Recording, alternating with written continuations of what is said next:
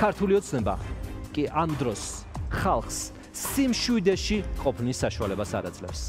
ყოველ დღე ახალ და ახალ მიზეზს იგონებენ, რომ ქვეყანა ააწიოკონ და რაც შეიძლება მეტი ადამიანი გაამწარონ. აღვივებენ დაპირისპირებას ყოველდღიურად.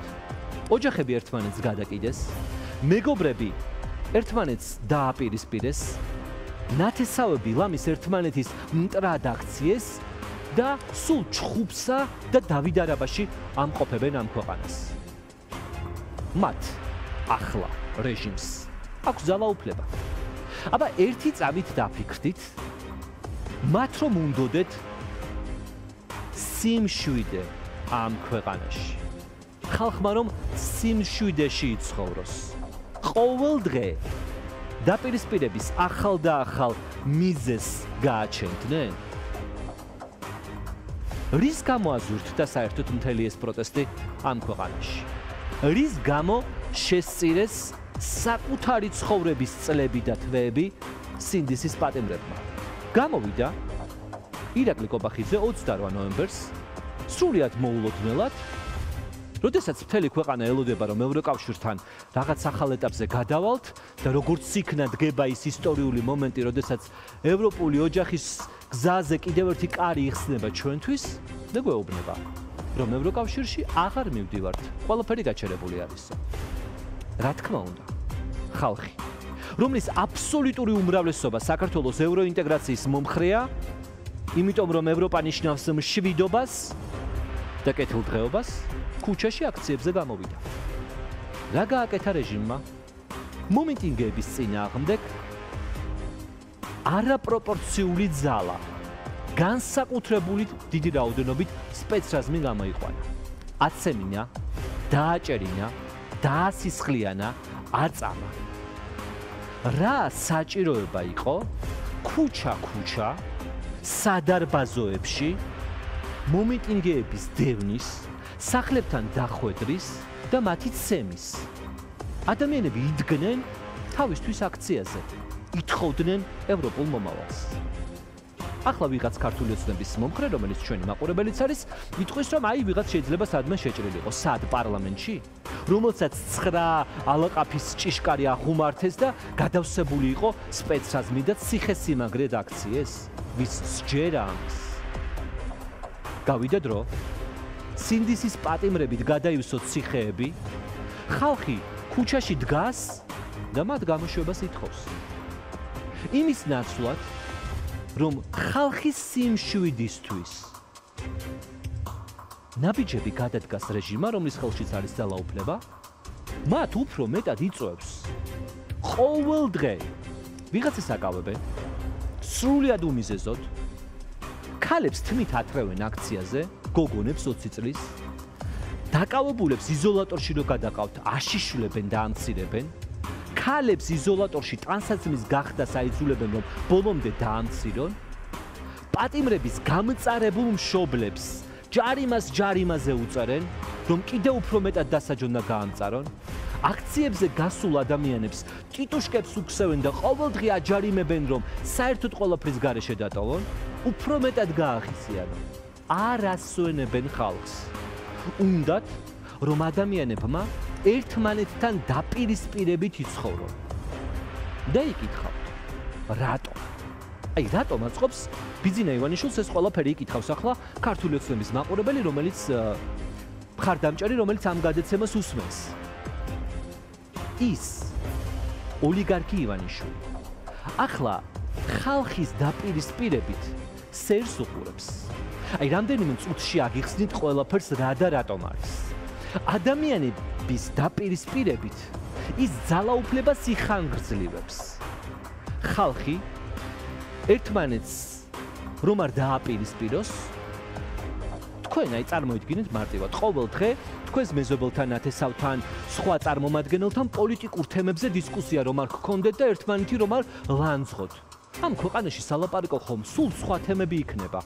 გაჭირვება, უსამართლობა, მაღალი საპროცენტო სესხები, საპენსიო სესხები, რომელიც ისედაც გაჭირვებულ პენსიონერს კიდევ უფრო მეტად აკრიტიკებს და აკოტრებს, ოცნების მომხრეებსაც და მოწინააღმდეგეებსაც არ აქვს მნიშვნელობა ყველას ეს პრობლემები დღის წესრიგში უდგას.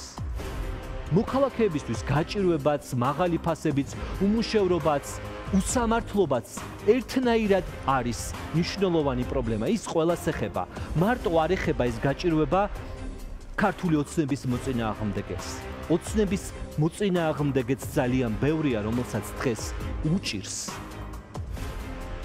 აი შენ ხარ ქართული ოცნების მომხრე. შენ გიჭირს. აბა დაფიქრდი. აი მაგალითად ავიღოთ, რომ საუბრობთ კონკრეტულ საჯარო მოხელეზე, რომელიც ქართულმა ოცნებამ პოლიტიკური ერთგულების გამო დაასაქმა და თვეში დაუნიშნა ხელფასი 1200 ლარის ოდენობით. და აიძულებს, რომ ამ 1200 ლარად ის რეალურად იყოს ქართული ოცნების მონურ მორჩილებაში მყოფი მოქალაქე. თვიდან თვემდე აკეთოს ყველაფერი, რასაც ქართული ოცნება დაავალებს. ოღონდ ამ 1200 ლარით თვიდან თვემდე სახლში სულ უფრო ცოტა მიაქვს. უფრო ნაკლები ბოსტნეული, უფრო ნაკლები საჭმელი, უფრო ნაკლები წამალი. კი, ისინი შენი მორჩილებით თავად იწერენ ქულებს. იმიტომ რომ შენ მზად ხარ 1200 ლარიანი ხელფასის გამო გალანძღო ოცნების მოწინააღმდეგე ნათესავიც, არ მიესალმო მეზობელს, დაწყევლო ახლობელი, მაგრამ ამით ქულებს შენზე მაღლა მდგომი ადამიანები იწერენ, აი შენი უფროსები საჯარო სამსახურში. და შეხედე თავად, მე არ გეტყვი, როგორ ცხოვრობს შენი უფროსი. შენი ხელმძღვანელი პირი. აი ერთი დეპუტატი ავიღოთ ქართული ოცნებიდან, რომელიც ყოველდღე გამოდის ტრიბუნასთან დადგება და გიბიძგებს, რომ შენივე ნათესავს განსხვავებული აზრის გამო მტრად გამოაცხადო, ის არის აგენტი, ის არის მტერი, იმიტომ რომ უნდა რომ საქართველოს იყოს ევროკავშირში. შენ რომ მთელი წელი უნდა იმუშავო, აი ეს ყველაფერი გააკეთო Facebook-ზე, დაწერო გალანძღო მეზობელი, გალანძღო და ასე შემდეგ. შენ რომ მთელი წელი მოგცემენ, იმათ აცვიათ ამის ფასი ერთი პიჯაკი. გონია რომ აი ხალ გადატანითი მნიშვნელობით ვამბობ ამ ამბავს, არა. შენი ხელფასია 1200 ლარი თვეში. წლის განმავლობაში იღებ 18400 ლარს. ანუ დაახლოებით 4600 ევროს. მთელი წლის განმავლობაში ამ ფულს ისინი, რასაც შენ მთელი წელი ხელფასად იღებ, იხდიან ერთ პიჯაკში. და მაგალითად შეიძლება 10ჯერ უფრო მეტი მაღალჩინოსნებმა გადაიხადონ საათში. მაგალითად ტემუდან კი არ გამოიწერონ 40 ლარად ან 35 ლარად. 46000 ევროიანი საათი გაიკეთონ და ამის შესახებ არაერთხელ მოგვიყოლია თქვენთვის. მათ არ უნდათ სიმშვიდე. მათ უნდათ ხალხის დაპირისპირება, რომ მთელი ყურადღება შენი და შენი მეზობლის, შენი ნათესავის ჩხუბზე გადაიტანა. ასე მართავს ბატონი ბიძინა პარტიასაც. კობახიძის და ღარიბაშვილის დაპირისპირებული ფლანგებიც ამიტომ შექმნა. ის ყოველთვის ასე იყო. მის გუნდში ხალხს ერთმანეთთან აპირისპირებს, იმიტომ რომ ორივე ფლანგი უკეთ მართოს. ახლა იკითხავ რა შეაწყობს ეს, აი ნახე როგორ ხდება. ხან გააძლიერებს ერთ ფლანგს, დაუშვათ კობახიძის ფლანგს, მას მისცემს საშუალებას დანიშნოს ყველა ვინც უნდა. ხან გააძლიერებს მეორე ფლანგს, ღარიბაშვილის ფლანგს. რატომ იცით? ამით სარგებელს როგორ იღებს? როდესაც ერთი ჯგუფი ხდება, რომ მასთან დაპირისპირებული ჯგუფი იმ უფროსთან კარზე დაწინაურდა, ის ყველაფერს აკეთებს, რომ ამას გადაასწროს და თავი უფრო მეტად მოაწონოს ივანიშვილს. ანუ ყველაფერი გააკეთოს, რასაც უფროსი ეტყვის. და ამ დროს მეორე ჯგუფი ქვევით მოდის, პოზიციები უსუსტდება. მერე ეს ცდილობს, რომ უკადრებელი იკადოს დროს და ამას გადაასწროს. და უარესი გააკეთოს და კიდევ უფრო უარესი. არ გჯერა, მოდი ფაქტებით გეტყვი. აი ნახოთ ბახტაძე, პრემიერ-მინისტრი რაღაც პროდასავლური შეფუთული იმიჯით და ნაკლებად რადიკალი. ერიდებოდა ვიღაცების ლანძღვას, გინებას, აი ესეთ აი ყველაფერს, ხო? გავშეს ბახტაძე, მოვიდა მასზე უფრო რადიკალი. იყო გახარია, რომელიც იყო, როდესაც პრემიერ-მინისტრი იყო, ისეთი ივანიშვილის ზუსტ დღის წესრიგს მოყვებოდა. წავიდა გახარია, მოვიდა ღარიბაშვილი, რომელიც მასზე უფრო უარესი აღმოჩნდა და წარმოუდგენელ რაღაცებს გადრულობდა. რასაც ღარიბაშვილმა ხელი არ მოაწერა, გააკეთებინეს კობახიძეს, რუსული კანონი, ყოველთვის საყოველთაო ცნობილი ფაქტია, ღარიბაშვილმა ივანიშვილს უთხრა არ შეიტანო რუსული კანონი, არჩევნების წინ უბრალოდ დაგვანგრევსო. კაცია, ღარიბაშვილი მოიყვანა კობახიძე, კობახიძემ ეს ყველაფერი საკუთარ თავზე აიღოს.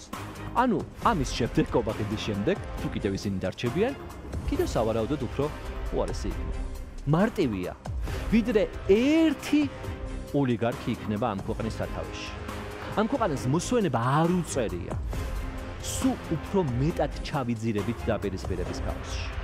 ჩავიძირებით ამ დაპირისპირების ქაოსში, იმიტომ რომ ეს არის მათი მართვის სტილი. იმის ნაცვლად, რომ ქვეყანაში პოლიტიკური კონკურენცია არსებობდეს და ადამიანები, პოლიტიკური ჯგუფები ხალხთან იმით პოზიციონირებდნენ, რომ ვინ უფრო უკეთესად იზრუნებს ხალხზე. ვინ უფრო შეამცირებს საბანკო კრედიტს, ვინ უფრო გაზრდის პენსიას, ვინ უფრო შეამცირებს ფასებს. ამის ნაცვლად მსჯელობთ და ვართ დაპირისპირების რეჟიმში იმ თემებზე, რომელსაც ასე შემოგვიგდებენ. აი დღესაც შემოაგდეს რაღაც ფოტო და მთელი დღეა მიდის ეს ფოტო. ნამდვილია თუ ყალბია. რა დროს ეს არის? თქვენ უფრო ღარიბდებით, ისინი უფრო მდიდრდებიან.